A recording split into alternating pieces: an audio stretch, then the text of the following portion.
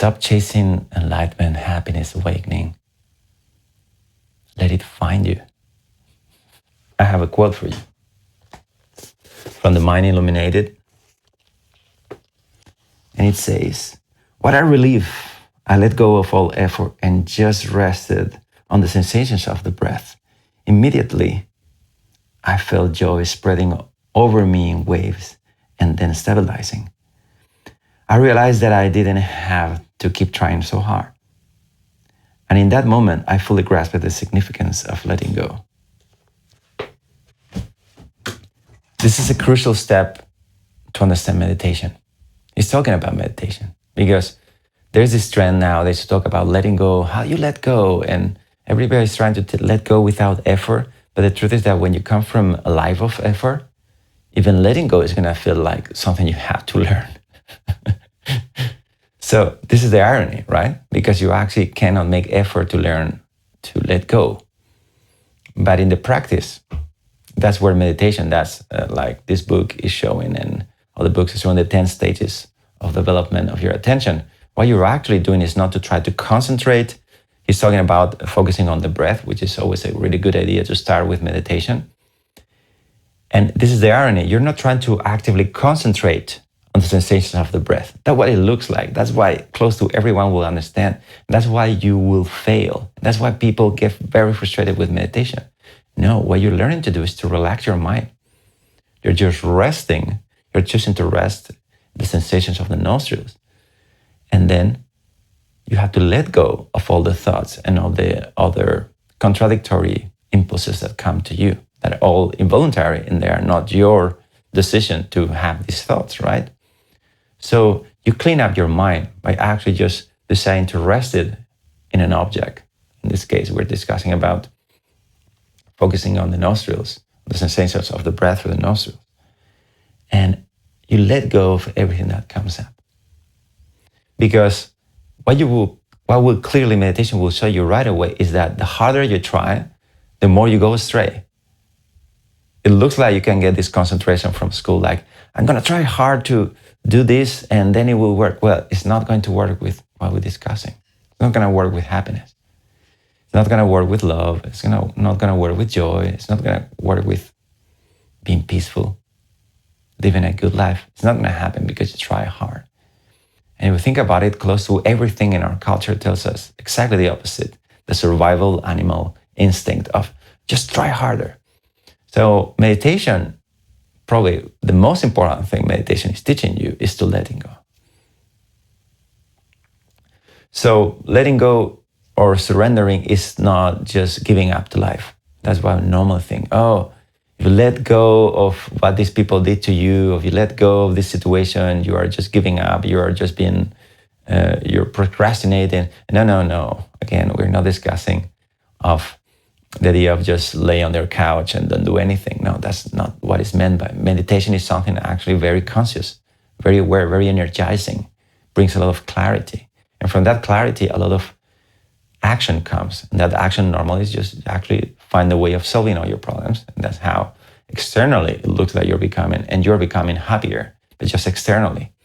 The real deal is played with your attention. The real deal is played with your mind. So it's the same thing at a deeper scale. So you have to trust, you have to bypass your belief on trying hard, on that you have to be a hero by just trying harder and just go again with it. No, you will feel incredibly frustrated if you try to do it with meditation. And close to everyone, and me personally, it took me years to understand this. You're going to notice that the meditation prevents you from doing that. So if you try harder to concentrate, you will get more distractions. You will go more astray. The harder you try to concentrate, harder you try to be happy, the harder you try to find spontaneous joy and fun, the harder you try, the more it's going away. Exactly the reverse. So we need to bypass this idea in the mind that says that you need to control your mental state. You don't need to control yourself in the sense of I'm something's wrong with me. I need to fix myself. I need to become something else than what I am.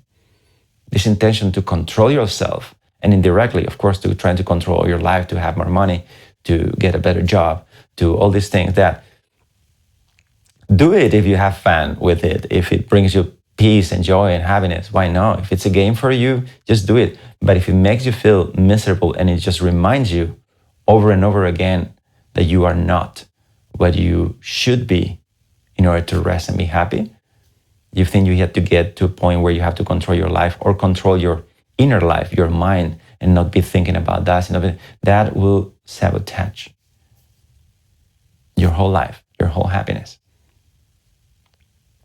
So we discussed many times that you're not a person, that you are not your thoughts, that this conversation, but what that means in the practice? In the practice means that, okay, if you're not your thoughts, if you're not, okay, let's put a word, let's say awareness.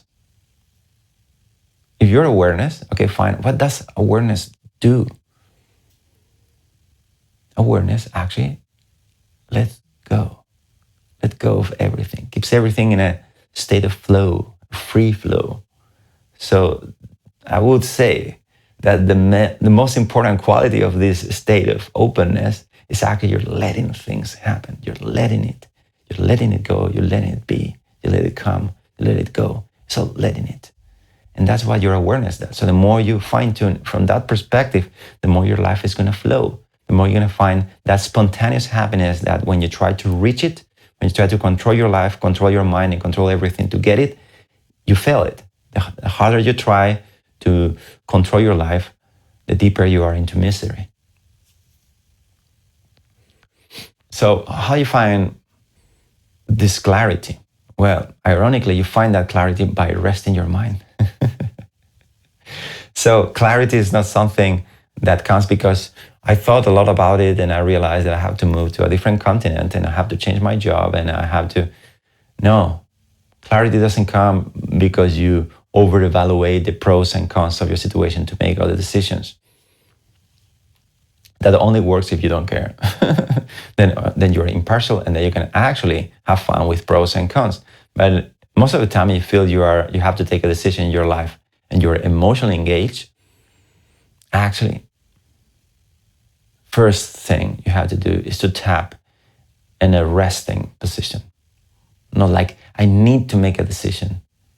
And all this, you probably see your mind is tricking you. That's why you don't feel good, because you feel tired, you feel desperate, you feel like you don't know what to do. You don't know. It's actually resting in that not knowing, resting in that sense of, okay, this is what it is right now. Just rest it there. When you rest it, you make peace with it. You make peace with the situation. I'm not saying don't choose. Yeah, please. Probably spontaneous right choice will come, and that choice will come clear to you if your mind is resting.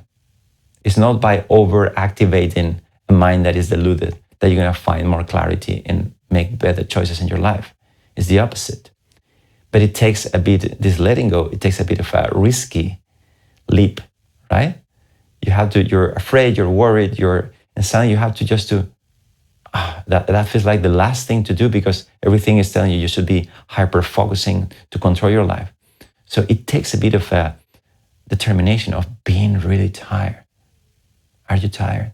Aren't you tired of life being too serious, of not feeling that joy and that peace every day? Aren't you tired of missing it? Well, that's what you need. That's why most of us, life will push us to the extreme of suffering in order to realize this choice.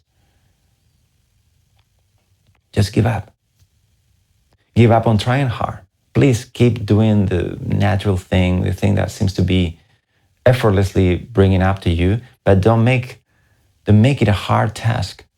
Don't try hard, because the harder part of you trying to, even in this case we're discussing about meditation too, the harder you try to meditate, the more it will elude you all these benefits of peace and joy. So it's resting, and you learn to rest. That's what meditation is teaching you, to rest. You learn to rest by focusing your mind on an object, let's say the breath in your nostrils, or in this case could be this video. And you just let go of anything else. In this way, in a controlled, systematic way, you can go through 10 stages and understand how you really do it, so you can do it all the time, everywhere in your life. Because life will keep bringing you situations, even when you find sometimes moments where you're just fine. life will keep bringing you situations that may find challenging from your mindset. So that's always going to be there. So you always have to be ready to go deeper, to rest your mind, to find clarity. The situations will pull you into different emotional triggers, and that your leap of faith, hopefully based on previous experience. And just by resting, clarity comes into your mind, into your life. Suddenly you know everything's exactly as it should be. You understand why. And you understand very well what you have to do. That's all you need to be happy. So happiness is not something you find. So happiness, real happiness, enlightenment, awakening, it's not something you chase. It's something you remember.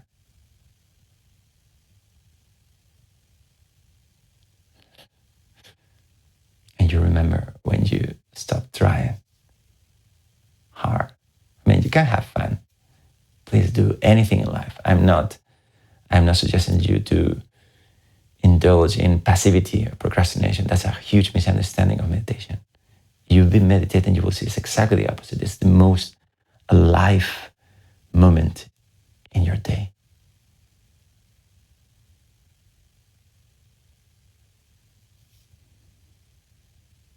And it's just alive because you let go of confusion. You let go of attachment to your mind. And you practice that by having an object, also called a support to teaching you to let go. And you let go of all these unconscious tendencies that will come to you.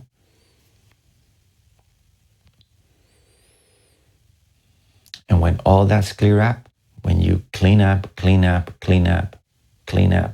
compulsive, involuntary thoughts that you haven't decided to pay attention to, they just come and get you. When you let go of all these unconscious tendencies in your mind, then you find clarity. And when you find clarity, you remember that you were happy all the way. Nothing in this world can change your happiness. That peace